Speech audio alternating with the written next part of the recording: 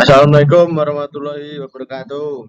Perkenalkan, nama saya Zapan Balokoswanugroho dari NIM G0024-204 dengan kelompok B9 dengan asal pengampu Mbak Zahra. Nah, di sini saya akan membuat laporan anatomi 2.3 yaitu sistem neuroendokrin. Soal yang pertama. Nah, soalnya yaitu seorang pria berusia 65 tahun bernama Tuan A dibawa ke instalasi gawat darurat oleh keluarganya karena mengalami kelemahan mendadak pada lengan dan tungkai kanan sejak 2 jam yang lalu. Selain itu, keluarga pasien melaporkan bahwa pasien berbicara terbata-bata, sulit menyusun kata-kata dan tampak bingung ketika diajak berbicara. Tidak ada riwayat trauma kepala sebelumnya. Pada pemeriksaan fisik didapatkan oleh hemiparases kanan terutama dengan kan lebih berat dibandingkan tungkai.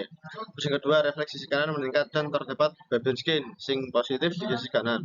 Yang ketiga, hilangnya sensasi nyeri dan suhu pada sisi kanan tubuh, termasuk wajah kanan. Yang keempat, saat diminta menundukkan lidah pasien menyimpang ke arah kiri. Yang kelima, pasien tampak kesulitan berbicara secara motorik atau afasia non-fluent, tetapi memahami instruksi sederhana.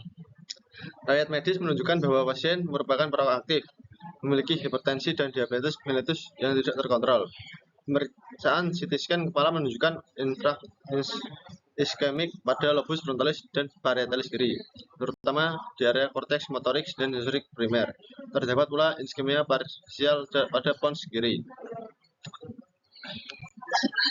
Nah, yang pertama itu ada circus arteriosus bilisi. Circus arteriosus bilisi atau lebih dikenal dengan circle of Willis adalah suatu struktur anatomis atau jaringan pembuluh darah yang saling terhubung yang terletak di dasar otak. Struktur ini sangat penting karena menyediakan suplai darah yang konsisten ke otak. Meskipun terjadi penyumbatan atau penyempitan pada salah satu arteri yang memasok darah. Fungsi dari circle of Willis yaitu yang pertama redundansi suplai darah. Dengan adanya jaringan anastomis, circle of Willis memungkinkan darah untuk mengalir ke berbagai bagian otak, meskipun terjadi penyumbatan atau gangguan pada salah satu arteri utama. Hal ini memberikan perlindungan tambahan terhadap risiko iskemia atau kekurangan aliran darah dan stroke. Yang kedua, distribusi aliran darah. Memungkinkan distribusi aliran darah yang lebih merata ke seluruh bagian otak. Memastikan otak menerima suplai oksigen dan nutrisi yang cukup. Yang ketiga, komunikasi antar sistem vaskular, menghubungkan sistem vaskular karotis dengan sistem vaskular trobasilar, sehingga memberikan fleksibilitas dalam aliran darah ke otak. Terus komponen circle of Willis, yang pertama itu ada arteri beberapa, yaitu arteri cerebri anterior, itu menghubungkan kedua hemisfer otak melalui arteri komunikasi anterior. Yang kedua, arteri cerebri media, yaitu cabang dari arteri karotis interna. Yang ketiga, arteri karotis interna, yaitu berperan sebagai sumber utama suplai darah ke otak depan, bercabang menjadi arteri cerebri anterior dan arteri cerebri media. Yang keempat, arteri komunikasi anterior, itu menghubungkan dua arteri cerebri anterior, memungkinkan pertukaran darah antara kedua sisi otak depan. Yang kelima, arteri cerebri posterior, itu untuk menyuplai darah ke bagian belakang otak dan merupakan cabang dari arteri basilaris. Yang keenam, arteri komunikasi posterior, itu untuk menghubungkan arteri karotis interna dengan arteri cerebri posterior, memungkinkan pertukaran darah antara sistem arteri karotis dan arteri vestibulasilar. Lanjut, perbedaan antara tractus cortospinalis dan tractus spinothalamikus. Nah, untuk fungsi utama dari tractus cortospinalis itu menghindarkan impuls motorik sadar dari korteks cerebri ke otot rangka. Yang kedua, untuk di awal, terus untuk fungsi utama dari spinothalamikus yaitu menghantarkan impuls sensorik nyeri suhu tubuh dan sentuhan kasar dari tubuh ke korteks sensorik. Terus untuk titik awal dan akhir, untuk cortospinalis, korteks motor awalnya itu di korteks motorik atau di gyrus presentalis, akhirnya itu di neuron motorik di medulla spinalis. Terus untuk spinothalamikus itu awalnya itu dari reseptor sensorik perifer atau kulit, terus lanjut ke neuron pada ganglion atau spinal, akhirnya itu ada di korteks sensorik melalui talamus. Terus lokasi penyilangan untuk cortospinalis itu di medulla oblongata, 85-90% serabut menghilang di decus tasio piramidum bentuk tractus cortospinalis lateral, sisanya tidak menghilang dan tetap sebagai tractus cortospinalis anterior. Terus untuk spinothalamikusnya itu menghilang di medulla spinalis tempat setelah masuk ke korno posterior. lalu menjelang melalui commissura alba anterior ke sisi kontrateral. Lanjut, anatomi isepalon atau otak. Otak manusia adalah sistem saraf yang terletak di dalam tengkorak. Otak terdiri dari beberapa bagian utama yang masing-masing memiliki fungsi spesifik. Berikut adalah bagian utama isepalon. Yang pertama ada cerebro. Bagian terbesar dari otak manusia adalah cerebro. Permukaan terlapisi oleh gray matter yang disebut sebagai korteks cerebral, dan di bawahnya terdapat white matter. Cerebrum terdiri dari dua hemisfer, yaitu hemisfer kanan dan hemisfer kiri. Pada permukaan setiap hemisfer terdapat banyak lipatan yang disebut gyrus dan alur lipatan yang disebut sulci. Di dalam hemisfer terdapat pada bagian dari white matter yang merupakan jembatan saraf yang menghubung kedua hemisfer, yaitu corpus callosum. Ujung anterior dari corpus callosum disebut geno dan ujung posteriornya disebut sphenium. Korteks cerebral dibagi menjadi 4 lobus. Yang pertama adalah lobus frontalis. Lobus frontalis membentuk bagian anterior pada setiap hemisfer. Lobus ini merupakan area motorik yang menghasilkan impuls untuk gerakan. Lobus frontalis tepat di belakang mata. Terdapat korteks premotal atau orbitofrontal. Daerah ini mengatur kondisi secara emosional dan standar berlaku pada orang. Yang kedua adalah lobus parentalis. Lobus parentalis terletak di belakang lobus frontalis dan dipisahkan oleh sulcus sentral. Lobus parentalis merupakan area sensorik yang berfungsi sebagai pusat kontrol untuk mengevaluasi sensorik, informasi sentuhan, rasa sakit, keseimbangan, dan suhu. Terus lanjut ke lobus temporalis. Lobus temporalis ini terletak di lobus frontalis dan di bawah lobus frontalis dan parentalis dan dipisahkan oleh lateral visor. Lobus temporalis merupakan area olfaktori dan auditory, di mana lobus ini menerima impuls dari reseptor di rongga hidung untuk membawahi dan menerima impuls dari reseptor di telinga bagian dalam untuk mendengarkan. Lobus temporalis juga berfungsi sebagai pusat penting untuk pemikiran abstrak dan kemampuan berbicara. Terus lanjut ke lobus occipitalis, yaitu terbentuk di bagian belakang setiap hemisfer. Lobus ini berfungsi untuk menerima dan menafsirkan input visual. Bagian lain pada lobus occipitalis memiliki fungsi hubungan spasial, memiliki nilai jarak, melihat dalam 3 dimensi, dan kemampuan baca peta. Lanjut, ada brain system. Brain system atau batang otak menghubungkan pangkal otak dengan sumsum tulang belakang. Batang otak terdiri dari 3 bagian, yaitu midbrain, pons varoli, dan medula oblongata. Selain itu, batang otak juga terdapat reticular formation, yaitu suatu unit fungsional yang mencakup semua bagian batang otak. Brain system bertanggung jawab banyak fungsi esensial. Kerusakan pada area brain system sering menyebabkan kematian karena banyak saraf penting yang terintegrasi pada daerah tersebut.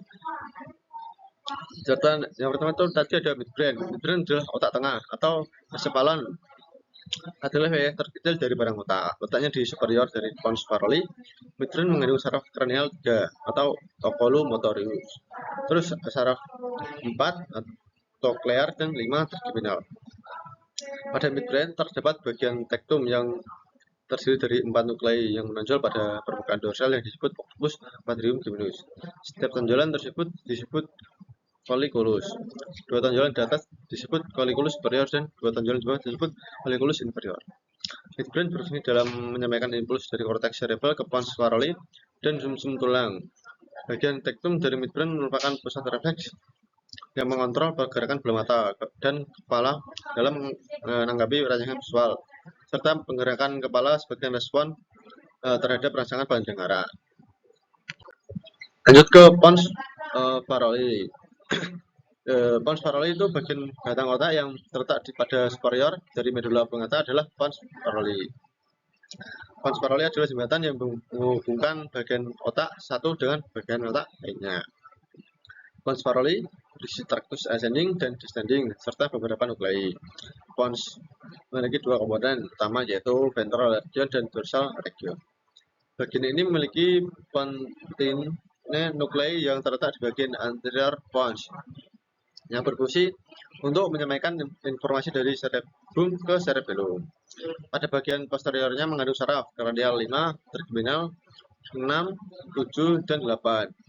Daerah konten lain yang penting adalah sleep center yang mengatur gerakan mata saat tidur, dan daerah konten pada respiratory center yang berfungsi untuk mengendalikan gerakan pernafasan.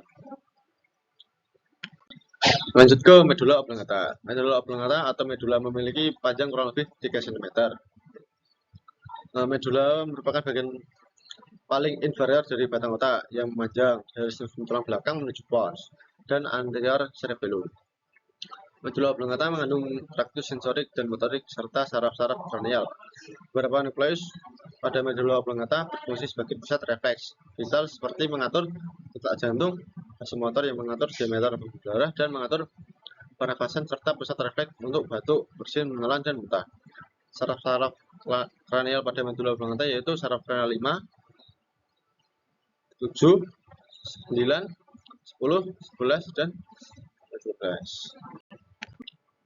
Lanjut ke retikular formasan. Retikular formasan merupakan sistem diffusi yang saling berhubungan dan terdapat di seluruh bagian batang tengah otak. Bagian ini tersebar oleh gray matter yang mengandung serat berwarna putih. Retikular formation menerima akson dari bagian besar saraf wajah. Sistem retikular ini berperan dalam mempertahankan kesadaran dan gairah tubuh.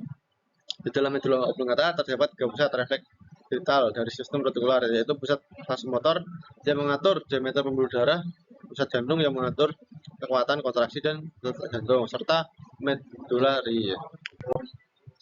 Nah, lanjut ke decephalon. Decephalon adalah bagian otak yang terletak di antara batang otak dan cerebrum. Posisinya berada di superior dari midbrain. Decephalon memanjang dari batang otak ke cerebrum yang mengelilingi ventrikel ketiga. Bagian otak ini mengandung traktus dan chiasma optik yang merupakan tempat pendulangan saraf optik. Infundibulum yang melekat pada kelenjar pituitari, badan milari, kelenjar pineal, dan kelenjar endokrin.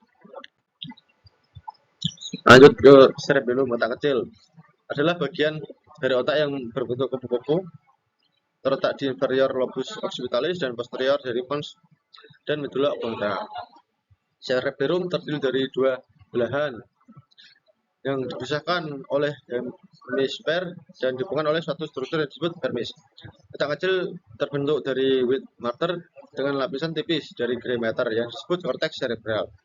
Otak kecil ini memiliki fungsi antara lain sebagai pusat refleks dalam mengkoordinasikan gerakan otot rangka yang kompleks, terus mempertahankan postur tubuh dan menjaga keseimbangan tubuh. Lanjut ke nervus kranial. Nervus kranial atau saraf kranial ada 12 saraf pasang yang muncul langsung dari otak dan batang otak, mengontrol fungsi berbagai fungsi sensorik dan motorik di kepala dan leher. Nervus cranialis yang pertama ada nervus olfactorius atau nervus 1 untuk fungsinya untuk indera penciuman, nervus opticus 2 untuk penglihatan, terus nervus oculomotorius 3 untuk gerakan mata, konstruksi dan mengangkat kelopak mata atas, nervus 4 nervus thoracolearis untuk gerakan mata,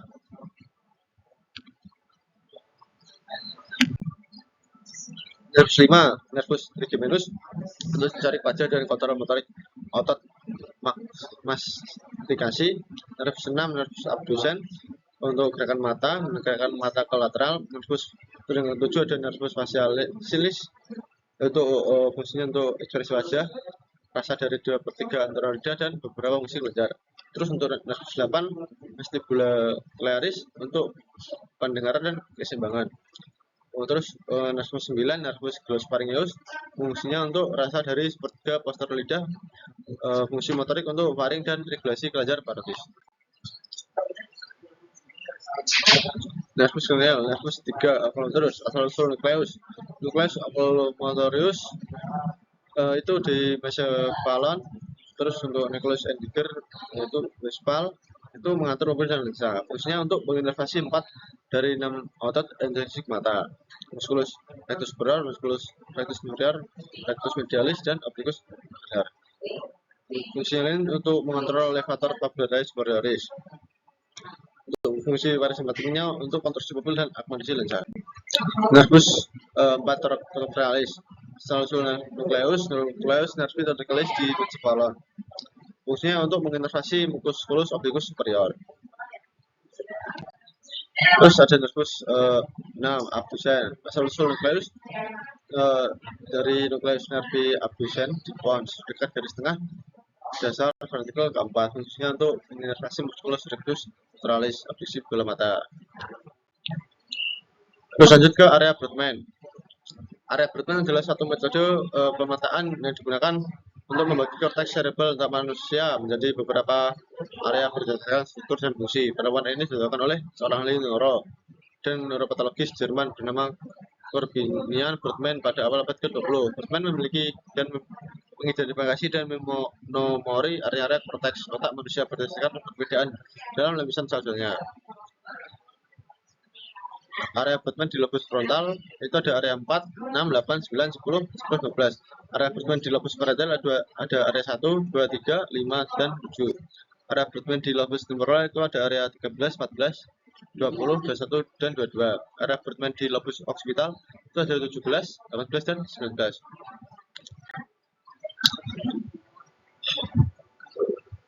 Terus area 1, 2, 3 itu terletak di gyrus postdentalis, area 4 itu terletak di gyrus presentalis, area 5, 7 berada di lobus parietal superior, area 6 itu terletak di anterior dan dari gyrus presentalis, area 8 itu terletak di anterior dari area 6, area 9, 10, 11, 12 itu terletak di bagian anterior lobus frontalis, area 17 itu terletak di sekitar kalian sulcus di lobus anterior, area 18, 19 itu memiliki area 17. Area 20, 21 itu terlibat pengolahan visual kompleks masuk pengenalan objek wajah. Area 22 pemahaman bahasa. 23 area 23, 24, 25, 27 terlibat dalam emosi. Area 28 penting untuk memori dan navigasi spasial. Area 29, 30, 31, 32, 33 untuk berperan pengelolaan emosional dan fungsi kognitif. Area 34 terlibat dalam memori. Area 35, 36 berfungsi untuk memori episodik. Area 37 berperan untuk pengenalan wajah. Area 38 berhubungan dengan proses emosi dan ingatan. Area 39 bahasa. Area 40 fungsi sensibilitas sensorik. Area 41, 42 di lobus temporalis. Area 43 pengelolaan rasa dan aspek sensorik motorik. Area 44, 45 terletak di lobus frontalis inferior. Area 46, 47 terlibat dalam fungsi eksekutif, memori kerja, dan pengaturan perilaku. Mengapa okulasi pada arteri cerebri media lebih sering menyebabkan kelumpuhan pada wajah dan lengan dibandingkan tungkai? Jelaskan dengan mengaitkan distribusi vaskular dan homogenis motorik. Okulasi pada arteri cerebri atau media atau ACM lebih sering menyebabkan kelumpuhan di wajah dan lengan dibandingkan tungkai karena terkaitan dengan distribusi vaskular otak. Pertama itu ada arteri cerebri media atau ACM mensuplai permukaan lateral hemisfer cerebri termasuk area motorik primer di gyrus presentalis di bagian lateral. Terus area somatosensorik primer di gyrus posterolalis di bagian lateral. Terus yang kedua ada homunculus motorik. Homunculus motorik adalah representasi topografis tubuh pada korteks motorik primer. Bagian utama itu lateral dan medial. Terus mekanisme komponen vaskular yang terjadi pada okulasi pada arteri karotis interna kiri yang terdapat mengenai struktur sulcus bilis yang terdapat. Jika terjadi okulasi pada arteri karotis interna, tubuh kita akan mencoba mengompensasi aliran darah ke otak kiri melalui kolateral dari sulcus bilis. Berikut ini adalah mekanisme kompensasinya. Sistem sulcus bilis adalah anatomis vaskular di dasar otak yang membutuhkan suplai darah. Yang pertama ada sistem karotis interna, sistem vestibularis. Komponen utamanya ada dua arteri karotis interna, dua arteri cerebri posterior, dua arteri cerebri posterior. Mekanisme kombinasi ACI kiri tersumbat jika ACI kiri mengalami okulasi. Suplai darah ke otak kiri dapat dijaga melalui tiga jalur utama, yaitu dari ACI kanan menuju ACOA. Terus yang kedua dari sistem vestibular melalui PCOA kiri, yang ketiga melalui kolateral leptomeningeal. Nah, sekian berikut tadi laporan dari saya. Kurang lebihnya mohon maaf. Wassalamualaikum warahmatullahi wabarakatuh.